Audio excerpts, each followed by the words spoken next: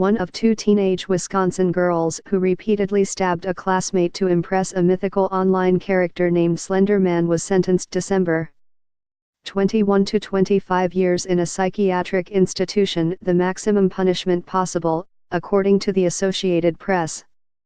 Anissa Wire, now 16, pleaded guilty in August to second-degree attempted intentional homicide in a deal with prosecutors, but claimed she was mentally ill during the attack and not responsible for her actions. Before her sentencing, Wire apologized, according to the AP. "I do hold myself accountable for this and that I will do whatever I have to do to make sure I don't get any sort of delusion or whatever again," Wire said. "I want everybody involved to know I deeply regret everything that happened that day. I know that nothing I say is going to make this right and nothing I say is going to fix what I broke." The case drew national attention in 2014 because of the age of the victim and attackers, all just 12 at the time of the stabbing, and their peculiar motive.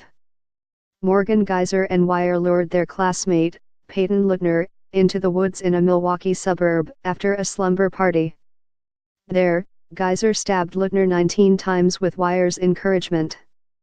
The attackers both told detectives they needed to kill Luttner to become proxies, or servants, to Slender Man, a demon-like creature they read about online who is often depicted as a spidery figure in a black suit with a featureless white face. The girls said they were compelled to kill to protect themselves and their families from the demon, and after the slaying planned to run away to the demon's mansion, which they believed was in the Nicolet National Forest in Wisconsin. Geyser and Wire were both originally charged with attempted first-degree intentional homicide, which carries a possible sentence of up to 65 years in prison. Luttner survived the stabbing after crawling out of the woods, where a bicyclist found her and called 911. Luttner was raced to the hospital, where the surgeon who operated on her told ABC News' David Muir the knife had nearly penetrated her heart, missing it by less than a millimeter. Damage to Luttner's diaphragm forced her to use pen and paper to communicate for 2 days after the surgery because speaking hurt too much.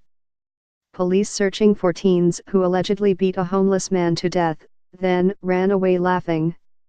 No one from the Luttner's family addressed the court during the sentencing hearing. A letter from Luttner's mother, Stacy Luttner, was read instead.